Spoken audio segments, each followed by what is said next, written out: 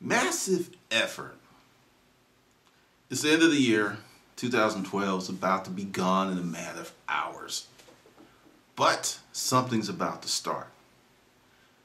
For the last 35 days, I've tried to cram as much information in my mind because the big thing is, and I've had this conversation with many people, is how does one become successful? How does one become successful? Because you're always hearing this story about that guy or that chick, and you just hear the aftermath. You don't hear about the beginning, the origin. You don't hear any of that stuff. One of the things that helps me is being a lifelong reader. As a kid, I read all these stories, read a lot of things about history, and frequently, when you do the research, there's always more on the other side. There's always more. Well, what we're going to do this year is have massive effort across the board. Everyone in the Hustler Mindset Project is going to do things they've never done before. I'm excited. Yes, I know that was a little mercurial, but yeah, that's what it's going to be, because I look back at what I deem success, and usually there was a lot of front loading, because the thing is, I've been a writer since maybe 97, and it actually started off as journaling because of some issues I had. I had a lot of issues. I had a lot of anger. I was pissed off. I was poor. At that point, homeless for a minute. 98, 98, 97, 98, 99 were some really ugly years for me. And I would write and I would create stuff. And one of the things that I learned from that process is you have to kind of change your perspective on what is work and what is fun. I would spend hours writing stuff, and I was really, really bad about being, and I know it's going to sound strange because I'm not like that anymore, but I was a perfectionist. And I wrote everything out in longhand. And then if I messed up on the fifth sentence, I'd ball up the paper and throw it across the room. That was a lot of paper in a corner across the room. So with that, as I reflect and look at those memories, there was a lot of effort that went into it for a long time. And the thing is, I got this letter from a guy that just joined the Hustler Mindset.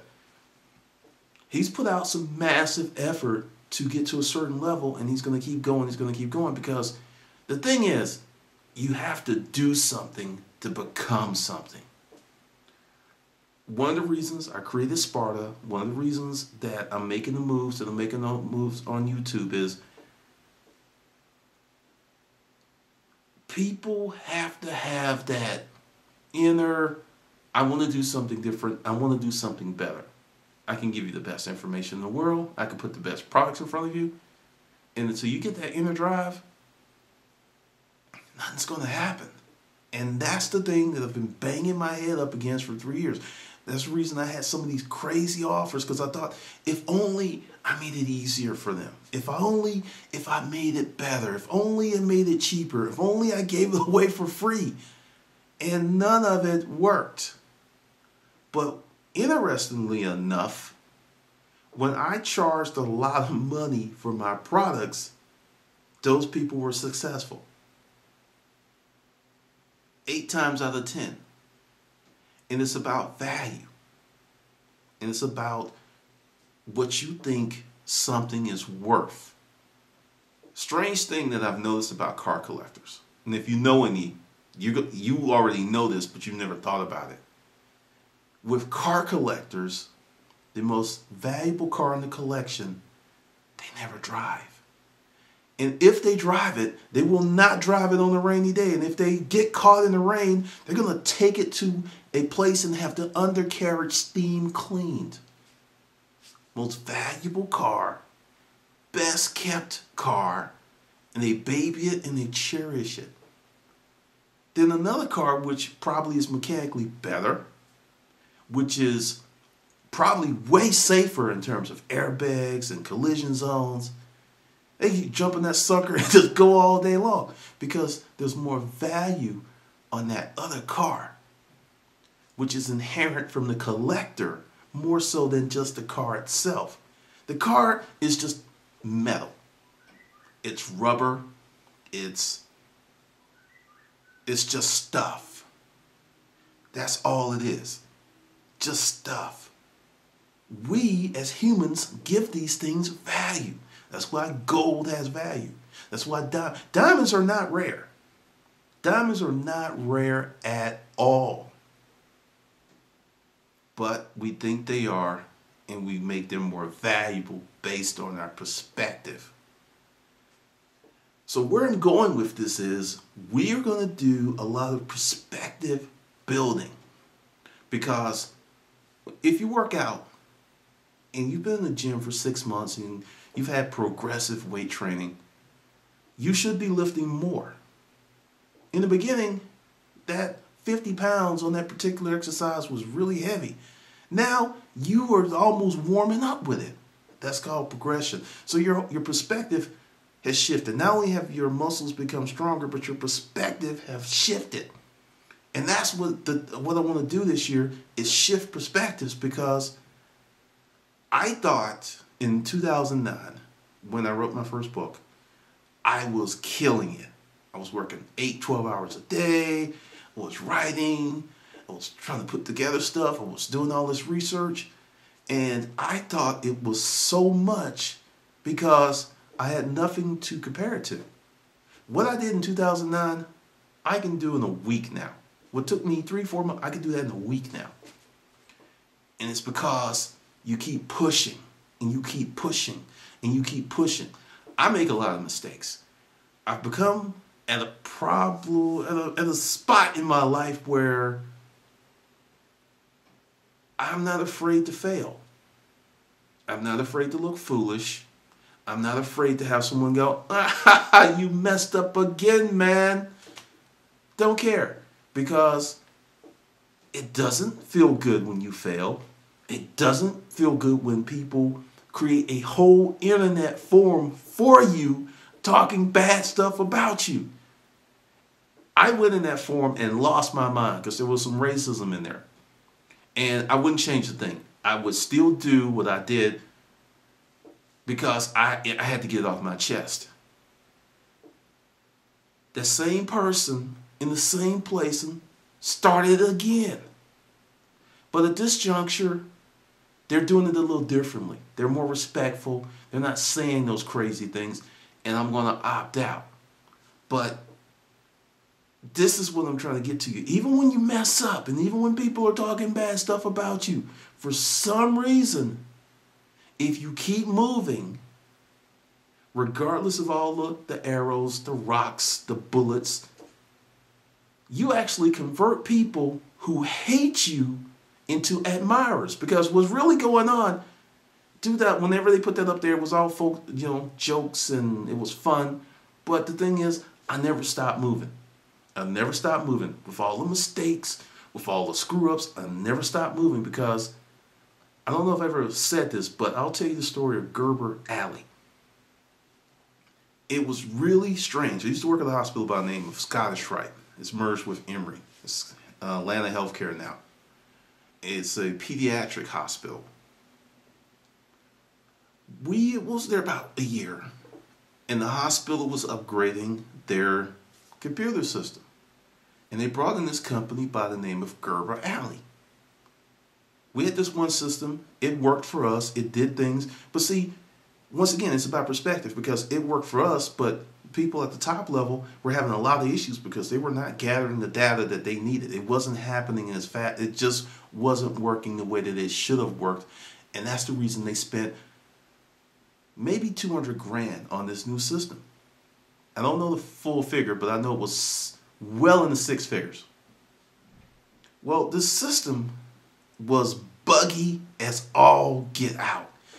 Every freaking day we had issues.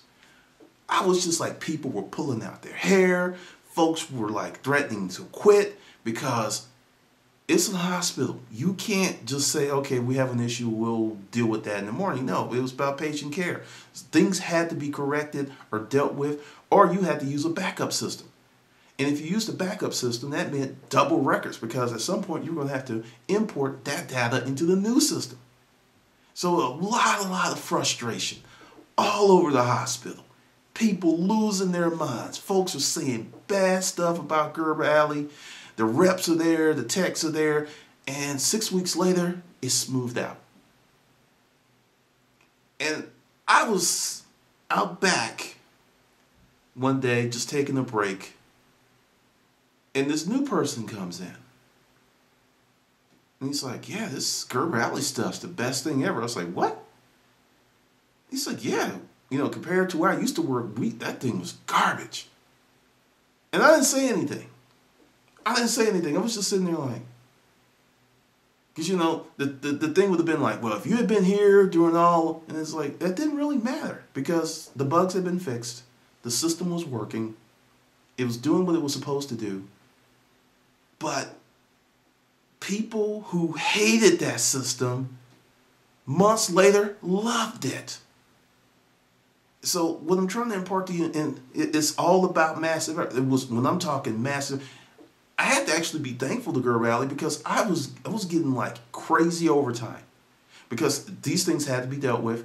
And if you've ever worked in patient care or hospital, like a double is 2 8-hour shifts back to back. You have 16 hours, and you just like, I had several weeks where I had my 32 hours in 2 days.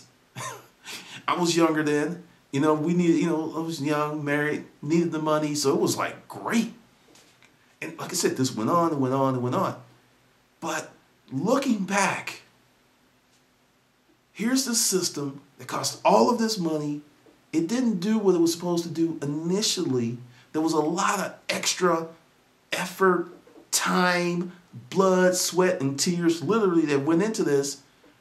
And once the dust settled, it was like the best thing ever. So that's how your business will be. Building your business is Gerber Alley. In the beginning, it's going to be messy. There's going to be all these bad things that are going to happen. There's probably going to be 1, 2, maybe 3 points in your business where that thing could just fail. Something happened, something big happened, and it could just either go, you could just say, no boss, I had enough, and you're out. Or you can learn from all those bad lessons and keep moving forward. And it's about massive effort, because I'm not going to get too spiritual on you or with the preachy thing, because there's this thing that God puts nothing on you that you can't handle. I have a different take. Now, this is just me. I'm not trying to offend anyone's religious beliefs. I think that everything you need to be successful, you're born with. Whether you're born blind, whether you're born the speech impediment like I was, whether you're born dyslexic like I was, or whatever, you have everything. And the trick is to get over how easy someone else may have it. Because you spend a lot of time in life like, well, they didn't have to do that, but I do. And it brings on a level of resentment, and that resentment becomes a brick. Because I've seen it happen on the workplace, where someone's like getting special perks, then the resentment, and people actually pull back and they don't do their jobs as good as they can, or if they're a person of high character, they quit because they can't deal with it and they go somewhere else. That's how powerful that is. By being able to look past that, I'm not saying it's going to be easy. I'm not saying it's really an enjoyable experience, but I used to get mad as a kid. For 6 years I went to special ed. It's like, why do I have to be the only kid leaving every day to go into the trailers around back and look at flashcards all day? I was pissed off about that. It was just like, why me? I didn't do anything. And for a long time, I had a lot of resentment about that. I had a lot of anger about that, because I felt it was so unfair. What I didn't realize was 1st grade through the 6th grade, I developed a skill set that I didn't even know I was going to develop. And that was the ability to work very hard. Because I had to, this was, the 70s, where if you didn't do what you needed to do in school, they left your ass back. There was no child left behind act, or we're going to push you along. No, if you failed, they let you fail. And they would hold you back. And that was when teachers had power. If a teacher wrote, hey, so-and-so, Patrick's messing up, it was trouble. So it was a very different environment. Much, much, much different than what we have today. But all of that unfairness and all of that hard work, because I had to do my lesson, go in there, and the speech pathologists were not easy on me. They was like, no, let's do this. No, do it again, say it right, TH. I mean, they were on me. Then I had to go back to class. Then I had to do extra work. And I was pissed off about it. Left elementary school, and I learned some tricks. I learned how to game the system. Because I had a speech impediment and mildly dyslexic, my memory became really good. I could look at the board, see what was on there. Wouldn't understand what it was about, but remember enough of it to correctly copy it down on the test and make 100, and didn't really understand the concept. It was frustrating. It was real frustrating. But great memory, which serves you well in life, and when you're dating, it's really awesome. Women hate it when you can verbatim recall conversations. Just letting you know. Because it stops a lot of crazy stuff. Business, numbers, schemes, all of that. And I don't have endemic memory, which is like, total recall. You look at something, it's up there forever. No, it's not like that. But it's close. It's real close. And this came as a byproduct of massive effort.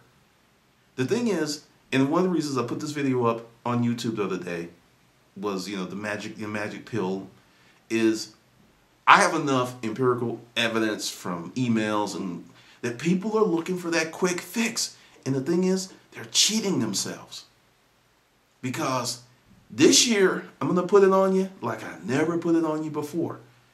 All of this stuff is connected. The dots are connecting like a mofo, because I have several periods in my life where massive, insane, crazy effort has paid off in incalculable ways. Went to school and actually didn't really go to most classes in my senior year because I had taken all of them. Because I would go to school during the summer when I didn't have to, because I wanted to get the hell out of school, because school was not a great place for me. I was the different kid. So getting the hell out of there was fine.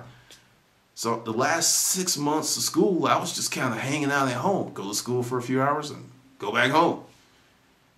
Got into the delayed entry program to join the United States Army at my mother's urging. And when the recruiter asked me, when did I want to leave? I said, when can I leave? I graduated high school July 13th. No, July 3rd. No, I'm sorry. June 3rd. June 5th, I was at the MEP station. I didn't see the point in taking the summer to just hang out. Didn't really see the point. I was so ready to go. Well, during the summer, that's when all the reservists, college students, join the military, and they go through their basic training because they're all from college. So I'm out of high school, and I'm with all of these older people, because the cadre, the drill sergeants, they would always single out the active duty, and it was always just a handful of us because everyone else was a reservist, because they had the GI Bill, and it was like paying crazy money for you to go to college. So I'm in basic training. Maybe 12 of us were actually active duty, and everyone else was reservists. And they would come in and they'd do their reserve duty in the summer. Then next summer they'll go to their AIT to get their military specialty. So I am with all of these people from all over the United States with all of these experiences, and I am a kid. But I didn't look my age. They thought I was their age. And these folks were 22, because I was 18. They were 22, 23, 24, 25. Some people were 30, 40 years old, late 30s. So I'm with all of these people and I'm getting all this experience. And at one point it was kind of overwhelming because I'm like, we really wasn't used to speaking that much, or we really was the type of guy that if I knew you, then you couldn't shut me up. But if I didn't know you, well, I was mute. So I was putting all these overwhelming experience. And this just went on for about 2.5, 3 months. I lost so much weight. When I went back home, people didn't recognize me. People kind of looked at me like, you kind of look, really? That's you? I mean, it was that kind of experience. I mean, seriously, no lie. It was just weird. And because I was dealing with all these people, and because of the speech impediment, I never developed a Southern accent, which is a whole nother video. So they didn't really know where I came from. And I was like, I'm from Alabama. And they said, stop lying. People from New York, Philly. And then this thing happened where I went home and I was speaking a certain way and people didn't like, what happened to you? You lost weight and now you sound different and what's going on? 3 months of exposure to a whole new environment literally changed me forever. Left that, went to Fort Sam Houston, medical technologist training, lab training. Once again, I am, regular Army, active duty. So everyone else is reservist. A whole new set of experiences.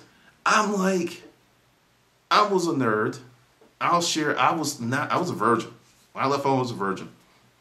So I am with some of the sexiest women I have seen in my life who think that I'm their age with experience.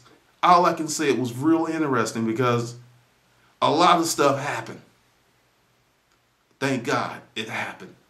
But just going through these periods of new exposure, new ideals, totally shaped me in a way that was different. I was just going through this period of growth where it was like kind of crazy because I learned more about myself, the world, and people in 6 months than I did in the previous 18 years. That's what massive action exposure does to you. Because I don't really believe in the 10,000 rule of mastery, and I don't believe in that. Because if 10,000 hours over 5 or 6 years, you're going to get good. But if you had the ability to do that thing, whatever, for a few months, and that's all you did, I think you may not get to the level of mastery of 10,000 hours, but I think you're going to get damn close. I was listening, because I'm deep in audiobooks, and we're going to do this book in the group, just letting you know, the $100 startup. And there's the story in there about a gentleman. He goes to another country, and he says, I'm only going to speak this language. I'm not going to speak English. And he learned the language fluently in 1 month. I know people who love language. I know people who've been dicking around with Spanish for a decade. He learned it in 1 month because he immersed himself. Massive action, massive exposure. That's the deal. I have many, many friends who are writers. Writing for 2 decades, some of them. I have more books than they do. I've been a writer 3 years and a few months because I immersed myself into it. That's all I did. I didn't do anything else. And I still have a ton of stuff to learn. But if I had taken the daisy chain method, I might be on my 2nd book by now. I have a good friend. He's finished with his 2nd book. He started a year before I did. Yes, a year. And the whole thing with the job, nope, doesn't count. 250 words a day in 365 days is 90,000 words. That's a book a year within 15 minutes to an hour of your day. Not all day Saturday, it's about consistency. So we're going to talk about that. But the deal is, with the hustler mindset, the new deal is to push and to push and to push. And actually push until you can't take it anymore. I know it sounds mercurial. I know it sounds mean. But from personal experience, it's in your best interest. Because once you know where those breaking points are, you can build on them, then you can push past them. And that's what I did to myself this summer. I'll tell you what happened. I hired an assistant. I took my books off of Amazon, went into KDP, which finally I'm out of, because when you go into that, you can't sell your books everywhere else. That's part of the deal. I cut my income by 75% and put myself in this whirlwind of craziness with social media. And I would do it again. Because when I tell you social media is just the icing and the real cake is relationships, I know what I'm talking about. It's not like I kind of know or sort of know. I put myself in it, balls to the walls, for 5 months. This went on. And I charted it and I trended it out. And I was like, oh, this is how this really works. And the thing is, I had evidence, but I wasn't thinking, because the thing is, you have different perspectives. You know, it's like, well, this is a book and things should go this way, and this is business and things. You have these pockets of perspective. And sometimes they should overlap, but they don't. Because if my perspective had overlapped and I realized that I created a blog and a YouTube channel, and those two things accounted for me making 62 grand my first year, 65,000, my first 4 years as a writer, I would have just went harder in those two veins, because I became seduced by things that what I should do versus doing what I knew to work. It happens all the time.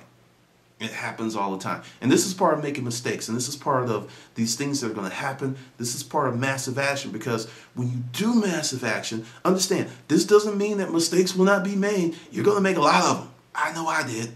But you're going to make them faster, and you're going to learn from them faster, and you're going to move ahead. Because if you're in a position to work on your business for a year and do nothing else, you're going to learn more about that business and yourself in that year than someone else who's kind of doing it part-time will learn in 5 or 6 years. Massive exposure, the massive action. Now, we're going to start doing things a little differently in the Hustler Mindset. A little differently. It's going to be more. I'm trying to line up some interviews. Some of the books I'm reading, I'm trying to gather it all. Because, I'm going to reach out, but I can't say when are we going to do it. But January is about massive action. It's about the courage. It's about goal setting. There's a lot of things that we're going to do this month to set the stage for the rest of the year. Because, wax on, wax off. It sounds very simple, but building that foundation is what's going to make everything else come to fruition. Because me going to that trailer every day for 6 years, and I never got really that sick as a kid, so I had a few years with perfect attendance. I hated it. I was embarrassed. Best thing that ever happened to me, because I had a lot pushed on me, and all it's going to do is make you stronger. But it's not enjoyable. It's not fun. And that's where many people fall apart. They feel that if you're doing something, it should be your passion. It should be joyful. You have to learn how to make whatever part of that thing that you really are going to benefit enjoyable. I don't like getting up at 5 o'clock in the morning and writing words, but I do it because I love the benefits. I didn't really like working out in the gym that much. It was smelly. People didn't clean off the machinery. But I like when I put on my shirt and stuff was popping out and I looked like a freaking superhero. That shit was fun. Getting to that point, not so much. But you can't have one without the other. So those are the things that we're going to do. It's just, I'm excited like I haven't been excited in a long time, because it's bringing together a lot of stuff that I didn't even know that I wanted to do. Because the big question, why are you out of the storage auction business? If it's so great, why don't you get back into it? It's a valid question. And I actually have discovered the real reason that is answered, because there's several. Number one, I don't think storage auctions can make any money. So the fact that you're out and you're just giving that information validates that. And if you were to validate my beliefs, you would get back in it to show me that it's good. That's a coward. Yeah, I know. It's a coward. That's a cowardly way of looking at it, because if you wanted to do it, regardless of if I was in the business or not, you would do it and make your own determination. Many people use me as a scapegoat because it makes them feel better about themselves. Because I was just sitting there like, I know I'm going to get this question. I did the video. I've answered it a million times. But it still comes up because, once again, shallow perspective. If I was to go talk to a guy that started a company, made a lot of money, and just became literally worn out, and he walked away, and if I told him what happened with me, they'd be like, "Oh, I understand." It would, and I've ran into people like that, and they just like get it. But if you've never, ever, ever in your life made a lot of money, you can't see it. You can't believe it because it doesn't compute for you, because you're looking at it from a very narrow perspective that's surrounded by you. I used to be that way. I didn't understand how a person could forgive someone who killed their child. I couldn't understand that. Then I met someone who went through that ordeal. And she's just this beautiful person. And it was just like, oh, I couldn't understand how someone, when I was in the military, I used to work in the HIV clinic, the community health clinic. This is where service members and their partners or family members who were HIV positive would come in. And there were people who had a HIV positive spouse who were having unprotected sex with that spouse. I'm a kid. I'm sitting there like, what? I could not understand it. It didn't make any sense. Shallow perspective. When the people would come in, we talked to them, and you got to know them. And some people you kind of gel with, some people don't. And there was this one guy, and his wife was HIV positive. She got it from a blood transfusion. He had been having sex with her 6 years before she was discovered to be HIV positive, without a condom. They had 2 kids who were not HIV positive. And I just asked him because I felt we were that cool, and he outraped me, and, bad stuff could have happened now that I think about it, but I was just like oblivious. I was that bull in a china shop with lead weights on, just knocking stuff over. And I was like, how can you do that? And he put his hand on my shoulder, and he looked me in the eye, and he said, I love that woman more than I love life. And I mean, he just meant that. And he said, if the good Lord wanted me to have HIV, I would have it by now. She got that blood transfusion a long time ago. And here's this woman who's HIV positive. And here's this man that loves her. And they got this big, ugly disease. And it was one of the best marriages I've ever seen in my life in terms of understanding and generosity and forgiveness. And I was actually, just like, when I would see him, it changed me, because here was someone who just didn't say he loved his wife. Here was someone who was proving it. And I don't know what happened to him. People are living longer and longer with HIV, but I got to see all of those experiences, and it just, boom, just blew me apart, because you see stuff, and then you hear very from the hip comments about certain things when you really don't know what's on the inside. But that comes from massive exposure, putting yourself out there, really, really learning some stuff.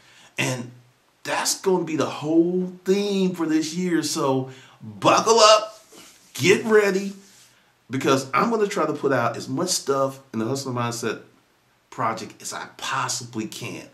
Good stuff, relevant stuff, interviews with people, and just really see everyone grow and do things. Like, Ed, he comes into the Skype, And Ed just said, it's like, this is stretching me. I ain't never done any of these stuff. And that's good. I want more people to be stretched. I want more people to really push, because regardless of how old you are, you can always have the life you want. I was on the bus today doing my thing, and I see people that have accepted their position in life. That could have been me. I'm from Alabama, Birmingham, Magic City. Either you go into the coal mines or you go into the steel mill. Those were the choices that I was told as a boy that I should just take. And I vigorously said, hell no. I was 11. I was like, I'm not working in the coal mine. And I was like, you're uppity. You don't know. That's good for you. That's one of the reasons I left. Because I knew I could do more. Didn't know what. Didn't have a clue, but I knew. And that's why I left. And you got to get really past that. Because I see these people, and I'm back to observing people. Before 9/11, I would go to the airport, to the International Concourse, and write and just look at people and dream and stuff. Because you would just see these people getting off the airplanes, and people would be like dressed to the nines, or you would see like the Asian stewardess like freaking marching in like military style. They would be together, just walking damn near in lockstep. It was amazing. And I would just sit there and watch this stuff. And I see these people on the bus, and I was like, wow, you could do more. But they don't believe it. They have accepted that what they have is all they're ever going to have and what they're going to be. And this isn't me saying, hey, if you're not content, because someone I saw today could be a millionaire and they just doing this because they want to. It happens. But I see people struggling. I see people doing a lot of stuff. And that's what creates this TGIF stuff. It's like, thank God it's Friday, because Monday through Friday sucks. Don't want that don't want that to be your life. It hasn't been my life in a long time. I don't even really go, hey, it's the weekend, or, Monday through Sunday is pretty much the same for me. It's a good time. You can have that. You can have it. Now, the thing is, the massive effort, the front loading, that may not be fun. But I guarantee you, I promise you, if you work as hard as you can on you, your business, and the things that you want, and look at life a little differently, the benefits are off the charts. Seriously. So this is the final video of 2012, 2013. We're going to rock and roll. And I'll see you in the next video.